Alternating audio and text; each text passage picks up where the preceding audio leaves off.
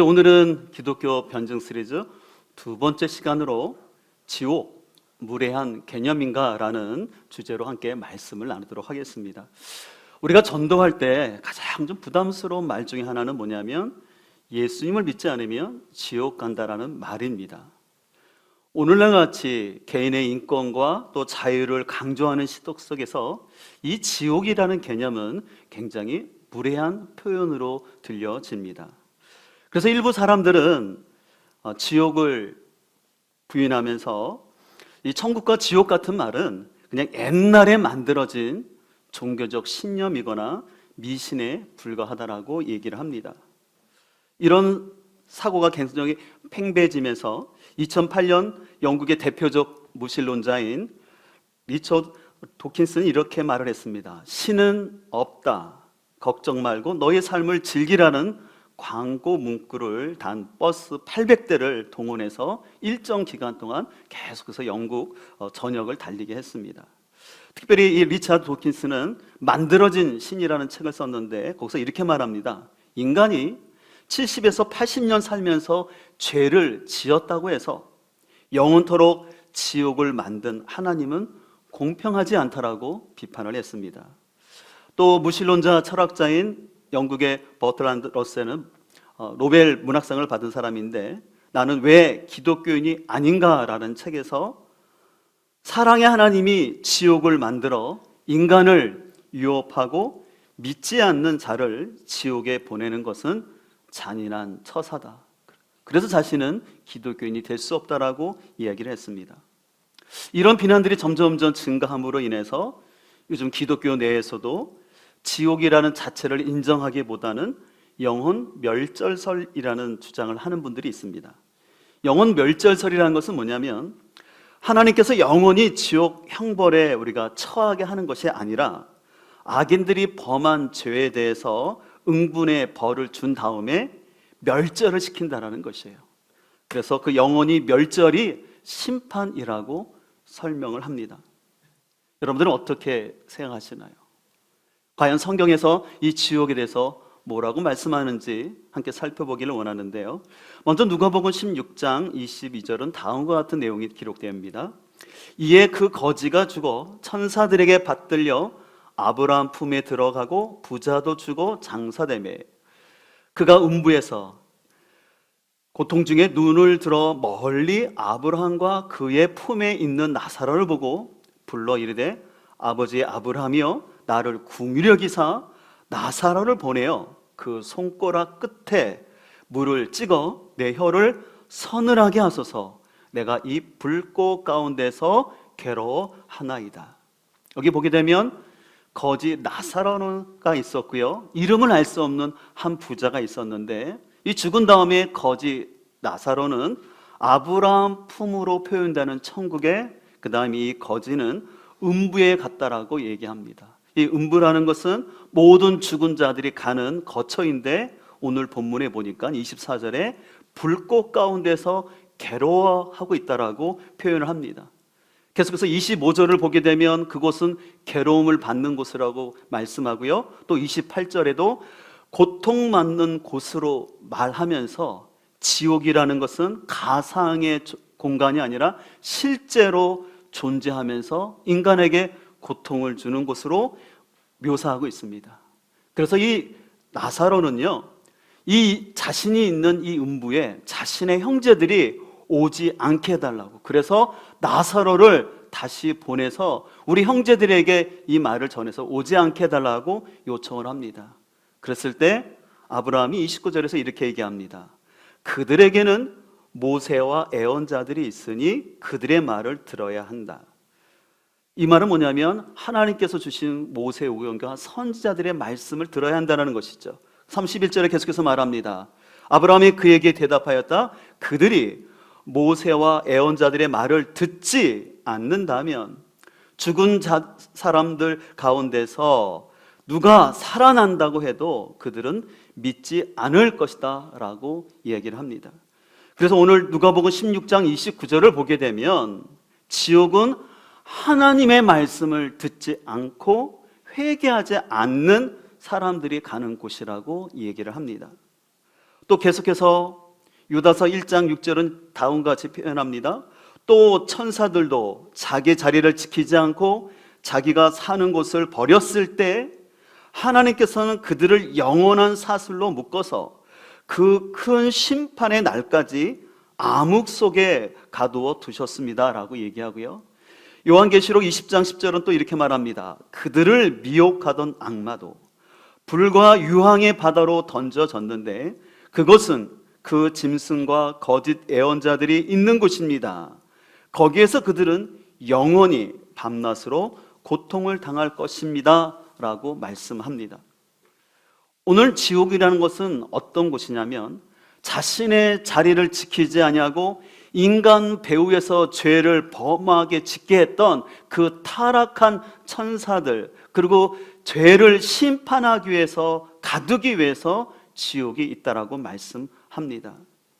여러분, 그런 차원에서 우리가 좀 한 가지 조심할 것은, 어떤 분들이 유튜브에서 자신이 지옥을 체험했다, 또 책을 통해서 갔다 왔는데 지옥에 가보니까 마귀가 계속해서 사람을 창으로 찔리고 여러 가지 이렇게 고통을 주고 있다라는 것을 보고 봤다라고 얘기하는데, 여러분들 그런 것들은 조심을 해야 합니다.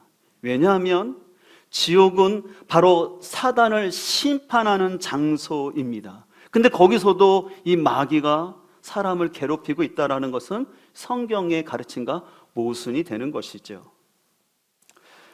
계속해서 예수님은 직접적으로 이 지옥의 고통에 대해서 얘기하셨습니다. 그래서 오늘 본문 마가복음 9장 43절에 이렇게 말씀합니다. 만일 내 손이 너를 범죄하게 하거든 찍어버리라. 장애인으로 영생에 들어가는 것이 두 손을 가지고 지옥 곧 꺼지지 않는 불에 들어가는 것보다 낫다라고 얘기합니다. 또 45절에서는 발이 범죄했을 때는 또 찍어버리라고 말씀합니다. 그러면서 두 발을 가지고 지옥에 던져지는 것보다 낫다라고 말합니다. 또 40절은 좀 끔찍한 얘기지만 내 눈이 범죄한다면 그 눈을 빼버리라고 말합니다. 왜냐하면 두 눈을 가지고 지옥에 또 던져지는 것보다 낫다라고 얘기를 합니다. 오늘 예수님께서는요, 이 지옥을 어떻게 표현하냐면 꺼지지 않는 불이 있는 곳, 그리고 지옥에 던져지다라는 표현을 반복함으로 인해서 우리의 손과 발, 심지어는 눈이 빼어지는 한이 있더라도 이 고통스러운 지옥에는 가지 말고 돌이킬 것을 그들에게 말씀하십니다. 한 가지 여기서 여러분들 조심할 것은, 이 손과 발을 자른다라는 것은 문자적으로 그렇게 하라는 것이 아니라 바로 죄와 지옥의 심각성을 알라라는 강조적 표현입니다. 여러분 잘 아시는 것처럼 예수님은 이 땅에 계시면서 굉장히 사랑이 가득한 사역을 하셨어요. 창녀일지라도 또 세리일지라도 어떤 죄를 범하였더라도 그들을 품어주시고 그들의 죄를 용서하셨던 예수님인데, 또 사랑의 하나님인데 왜 지옥을 만드셨는가 하는 것입니다. 하나님께서 지옥을 만드시는 그 첫 번째 이유가 있는데, 그것은 바로 하나님의 공의와 사랑의 실현을 위해서입니다. 앞서서 무신론자들은 지옥을 만든 하나님은 너무나 잔인하다, 어떻게 사랑의 하나님이라고 해놓고 인생을 평생토록 사람들을 그 지옥 가운데서 고통을 주냐라고 묻습니다. 그러나 이것은 하나님 성품에 대한 심각한 오해에서 비롯되었습니다. 우리가 기억해야 될 하나님의 귀한 성품은 뭐냐면 사랑과 공의죠. 여러분, 예를 들어서 유대인 600만 명을 학살했던 히틀러나 오늘날도 인종청소나 또 명예살인이라는 이름으로 세계 곳곳에서 행해지고 있는 이런 악이 있는데, 이 악인에 대한 심판이 없다면 과연 그것이 사랑일 수 있을까요? 또 우리 사회에서도 얼마 전 우리 사회 공분을 일으켰던 유아 폭행을 통해서 유아를 죽였던 끔찍한 일이 발생했습니다. 또 묻지마 살인 등을 통해서 죄를 범한 사람들이 있는데, 만약에 그 사람들이 법의 전문가들을 통해서 무죄 선고를 받는다면 그 피해자들과 가족은 얼마나 고통이 되겠습니까?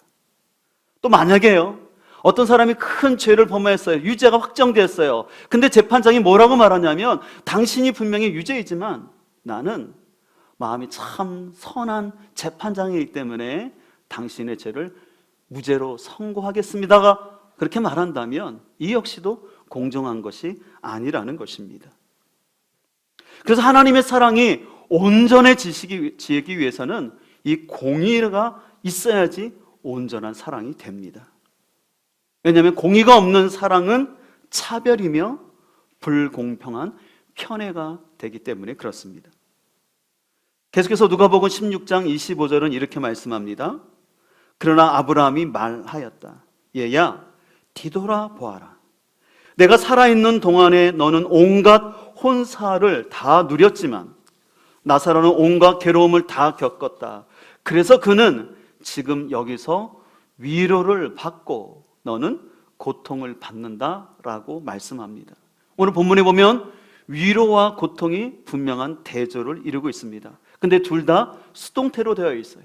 이것은 뭐냐면 그들이 이 땅에서 살았던 삶에 의해서 한 사람에게는 하나님이 위로를 주시고 한 사람에게는 고통을 주신다라는 말씀입니다. 이것을 통해서 하나님은 정당한 위로를 해주시고 또 그 악에 대해서는 합당한 고통을 주심으로 인해서 하나님의 공의와 사랑을 실현시키는 것을 볼 수가 있습니다. 아까도 말씀드린 것처럼 만약에 하나님의 공의로운 심판이 없다면 여러분 이 세상은 더 악해질 거예요. 하나님의 심판이 없다고 생각하니까 사람들은 그 본성의 가운데서 더 악한 일을 행할 것입니다. 또 반대 입장에서 이 땅 가운데 사회의 정의와 또 복음을 위해서 희생하고 순교한 사람들이 있는데 만약에 천국과 지옥이 없다면 어떻게 보면 그들의 희생은 너무 무가치한 것처럼 억울하게 느껴질 것입니다. 근데 우리 중엔 이런 질문을 할 수 있을 거예요. 목사님, 어떤 사람은 살아있는 동안 한 번도 복음을 듣지 못함으로 인하여서 죽었다면 그 사람도 지옥에 가나요? 라고 질문할 수 있습니다. 그러나 여러분 이 역시 하나님의 공의와 사랑이라는 이 성품 안에서 하나님이 조화를 이루면서 하나님이 결정하실 것을 우리는 인정해야 합니다. 그래서 여러분들 하나님께서는 결코 공의롭지 않는 심판을 하지 않으신다는 거예요. 그리고 동시에 하나님의 그 심판 가운데는 하나님의 자비하심이 있다는 것을 우리는 인정해야 합니다. 그래서 우리는 아직 최종적인 하나님의 심판이 확정되지 않은 상황 속에서 내가 천국을 갔더니 그 천국에 누가 없더라, 또 아니면 지옥에 가서 봤더니 지옥에 누가 있더라는 식의 표현 역시도 우리는 좀 조심해서 분별할 필요가 있습니다. 그래서 우리는 때때로 복음을 전할 때 우리가 좀 쉽게 대답하기 어려운 기독교 변증과 관련해서 제가 강조하고 싶은 것은 우리는 하나님의 공의하심과 사랑이라는 이 성품을 꼭 기억했으면 좋겠어요. 바로 하나님의 공의와 사랑이 대표적으로 나타나는 것이 십자가입니다. 십자가는 하나님의 공의로운 심판이 이루어진 곳입니다. 동시에 하나님의 한없는 사랑이 이루어지신 것이 십자가입니다. 그래서 하나님께서는 아까도 말한 것처럼 한 번도 복음을 듣지 못하고 죽은 사람이 있다면 그 영혼을 향해서도 분명히 하나님은 가장 공의롭게 또 하나님의 사랑으로 평가할 줄 믿습니다. 두 번째로 하나님께서 지옥을 만드신 이유는요, 하나님의 거룩하신 성품을 이루기 위함입니다. 이 거룩이라는 단어는 참 중요한데 구약 성경에는 그래서 850회 또 신약에는 123회가 등장합니다. 그래서 이 거룩이라는 단어는 구별하다, 더 나아가서는 단절하다. 그래서 구약에서는 해렘시키다라는 표현이 있어요. 하나님의 거룩을 위해서 완전히 진멸시켜다라는 그런 표현들이 많이 나옵니다. 그래서 하나님은 우리의 삶 속에서 시간에 있어서 재물에 있어서 장소에 있어서 계속해서 거룩을 많이 강조하셨어요. 그래서 여러분들 잘 아시는 모세가 하나님의 부름받는 그 장면이 기록된 출애굽기 3장 5절을 보게 되면 내가 선 곳은 거룩하신 곳이니 신을 벗으라고 말씀을 하셨어요. 또 우리가 좋아하는 시편 1편 5절을 보게 되면 그러므로 악인들은 심판을 견디지 못하며 죄인들이 의인들의 모임에 들지 못하고 의인의 길은 여호와께서 인정하시나 악인의 길은 망하리로다 라는 말씀을 통해서 하나님께서는 그 하나님의 거룩하신 성품으로 인해서 그 마지막 순간에는 죄와 악을 철저히 단절하심으로 인해서 의인들을 보호하시고 구원을 완성하십니다. 만약에 하나님의 거룩함이 무시되고 그냥 모든 것을 감싸 안는 포용으로만 간다면 여러분들 아무리 좋은 곳이라도 그곳에 악이 있기 때문에 부패하고 썩을 수밖에 없는 것이죠. 우리가 일상생활을 통해서도 그것은 알 수 있는데요. 여러분들 이제 더워지면 물을 많이 마실 텐데 물병이 있어요. 내가 생수를 마셨어요. 입에 대고 생수를 마신 다음에 다시 뚜껑을 덮고 차 안에 놔둔 다음에 그 다음 날 먹으면 어떻게 겠습니까? 물은 부패되어 있죠. 그래서 그런 물을 먹으면 배가 아픈 거죠. 또 우리 어머니들은 잘 알겠지만 애써서 장을 담갔습니다.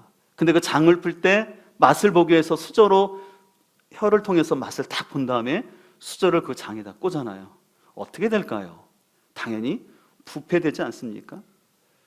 그런 차원에서 지옥은 하나님의 거룩함과 안전함을 지키기 위한 최후의 경계선이에요. 이 경계선이 없어진다면 다시 악으로 상징되는 사단은 계속해서 활동할 것이며 인간의 타락한 그 본성으로 인하여서 이 세상의 공의는 없어지고 또 의인들도 보호를 받지 못할 것입니다. 그래서 저는 지옥은 영적 폐기물 저장소와 같다라고 말할 수 있습니다. 그래서 하나님께서 철저히 구분시키는 것이죠. 근데 특별히 저는 오늘 이 말씀을 준비하면서 우리가 이 지옥에 대한 생각 속에서 기억할 것은 지옥은 하나님이 우리를 그곳으로 보내시는 곳이 아니라 인간 스스로의 선택에 의해서 지옥을 간다는 사실을 기억을 해야 합니다. 그래서 제가 지난주에 소개했던 무례한 기독교를 썼던 리처드 마우 총장은 이렇게 표현을 했습니다. 나는 지옥을 한 사람이 자유로이 선택한 인생 계획의 극치라고 생각한다. 지옥은 하나님이 인간에게 부과하는 어떤 것이 아니라 인간이 스스로 행한 어떤 결과라는 것이죠. 참 너무 좋은 표현이라고 생각해요. 하나님은 어떤 사람 일부러 보내신 것이 아니라 어떤 사람이 자유롭게 선택한 인생 계획의 극치라는 것입니다. C.S. 루이스는 천국과 지옥의 이혼이라는 책에서도 다음과 같이 표현했습니다. 세상에는 딱 두 종류의 인간밖에 없어. 하나님께 당신의 뜻이 이루어지이다 하고 라고 말하는 인간들과 하나님의 입에서 그래 내 뜻대로 되게 해주마 라는 말을 듣고야 마는 인간들. 지옥에 있는 자들은 전부 자기가 선택해서 거기 있게 된 걸세. 전 적절한 표현이라고 생각합니다. 그래서 C.S. 루이스는 이렇게 말합니다. 지옥 문은 밖에서 걸어 잠근 것이 아니라 안에서부터 잠겨 있다라는 것입니다. 다시 말한다면 하나님이 누군가를 의도적으로 지옥에 보내겠다고 작정하셔서 지옥 문을 닫은 것이 아니라 인간 스스로 자기가 선택한 결과로 인하여서 자기 스스로 지옥 문을 열고 들어가서 자기 스스로 문을 닫은 곳, 그것이 지옥이라고 말할 수 있습니다. 자, 오늘 이상과 같은 이 지옥에 대한 설명을 통해서 우리는 다시 한번 이 십자가 복음의 가치를 더 깊이 생각할 수 있기를 소망합니다. 왜냐하면 하나님의 본심은 한 영혼도 멸망하지 않고 구원에 이르기를 원하시는 것이었어요. 그래서 이 모든 사람이 구원에 이를 수 있는 그 십자가의 복음과 은혜를 준비하신 줄 믿습니다. 그래서 우리가 참 잘 아는 요한복음 3장 16절에 이렇게 말씀합니다. 하나님의 세상을 이처럼 사랑하사 독생자를 주셨다라는 거예요. 그 이유는 그를 믿는 자마다 멸망하지 않고 영생을 얻게 함이라고 말씀합니다. 그러면서 17절은 또 구체적으로 말합니다.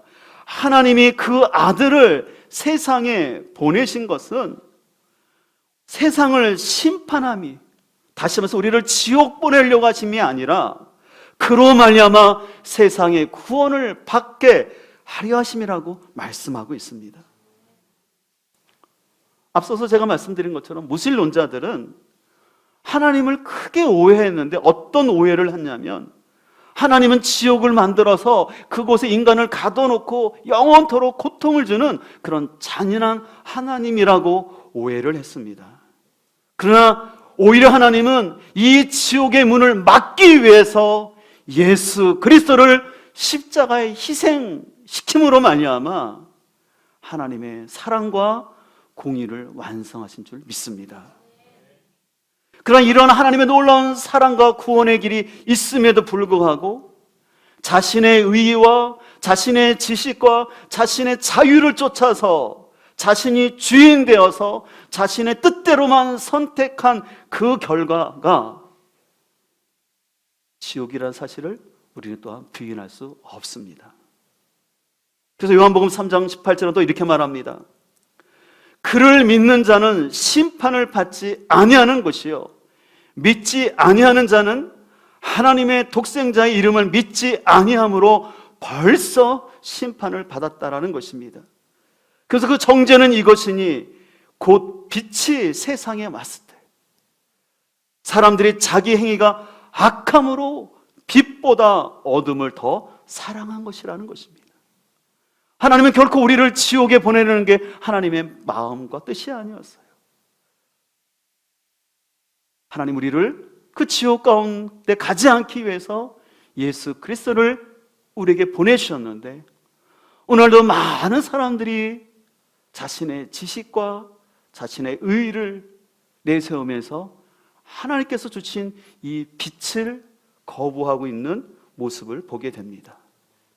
그래서 여러분들, 사람이 죽고 지옥에 가는 것은 죄를 지어서가 아니라 하나님께서 그 죄를 용서하셨던 사면장이 있는데 그 사면장을 스스로 찍고 버림으로 인하여서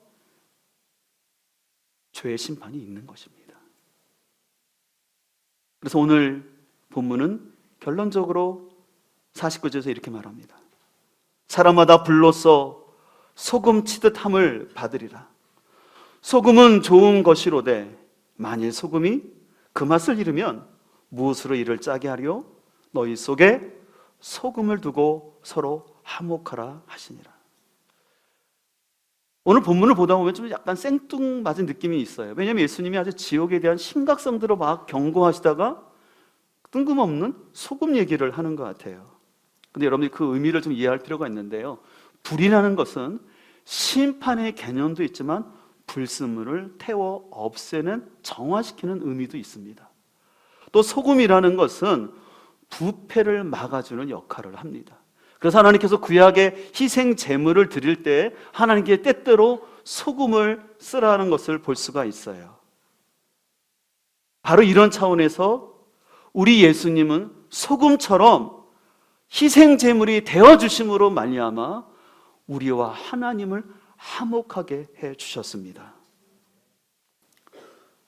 그렇기 때문에 우리는 천국에 들어가기 위해서 예수 그리스도를 통해서 정화되어야 할 줄 믿습니다.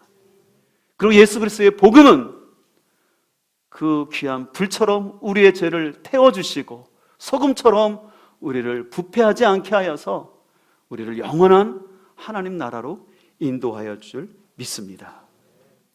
그렇기 때문에 저는 오늘 말씀을 준비하면서 우리가 다시 한번 이 십자가 복음의 가치를 더 귀하게 생각할 수 있기를 간절히 소망합니다. 그리고 혹 우리 주변에 아직 이 사실을 모르고 있는 사람들이 있다면 그들의 영혼을 정죄하거나 공격적 의미에서 막 지옥을 말씀하는 것이 아니라 하나님의 사랑임을, 하나님의 공의임을 우리가 전할 수 있기를 소망합니다. 그래서 오늘 말씀의 제목이 지옥 무례한 개념인가라는 질문에 답을 드린다면 아닙니다. 지옥은 하나님 사랑의 역설적 표현입니다. 하나님은 결코 우리가 지옥 가기를 원하시는 하나님이 아니라 우리를 거기다 가둬놓고 누군가를 영원토록 괴롭히시려는 게 하나님의 본심이 아니라 한 영혼도 그곳에 가지 아니하도록 예수 그리스도를 보내시고 하나님이 인간이 되셔서 그 모든 인류의 죄를 담당하심으로 말미암아 누구든지 그 예수를 믿는 자들에게는 하나님의 자녀가 되는 권세를 주시고 영원히 하나님과 동행하면서 천국의 삶을 허락하여 준 줄 믿습니다. 이 시간 오늘 말씀을 기억하면서 함께 찬송가 480장을 찬양하기를 원하는데요. 실은 제가 금요일 날 급작스러운 문자를 받았는데 제가 졸업했던 에스라 성경대학원을 설립했던 백정량 이사장님께서 위급한 가운데 소천했다라는 얘기를 들었습니다. 아직 83살이셔서 젊으신 나이에 먼저 가셔서 좀 아쉬운 마음이 있어요. 제 인생에 참으로 너무나 귀한 스승이셨는데 인간적으로는 좀 마음이 서운하지만 그러나 우리가 주님 앞에 섰을 때 우리 여러분의 삶의 가운데 귀한 스승들을 믿음의 선배들을 다시 만나게 할 줄 믿습니다. 우리는 이 세상의 삶이 전부가 아니라 영원한 천국이 있음을 소망하면서 우리가 이 땅 가운데 믿음으로 살기를 소망합니다. 그런 고백을 담아 찬양합니다.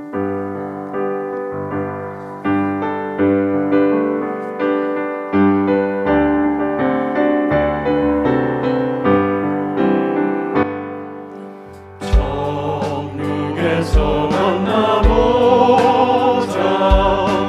그 나라 진거기서 순례자여 예비하여 늦어지지 않도록 만나보자 저기 회는 저 천국 문에서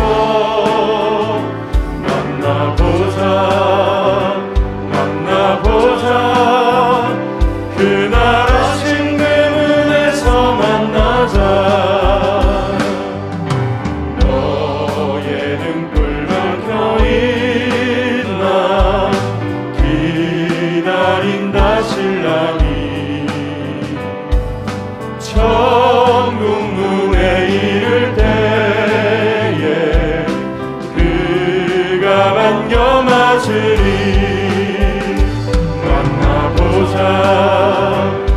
만나보자 저기 회는 저 천국 문에서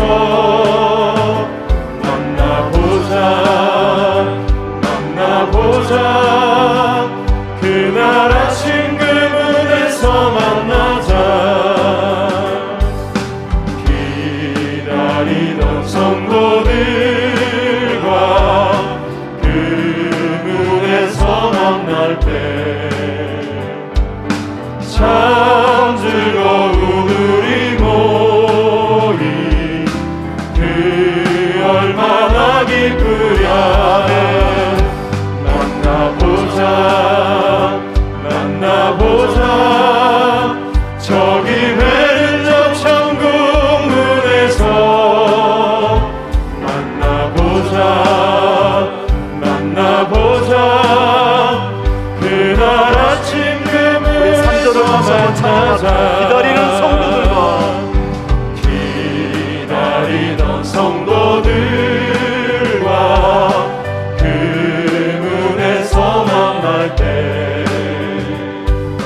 참 즐거운 우리 모임 그 얼마나 기쁘랴 만나보자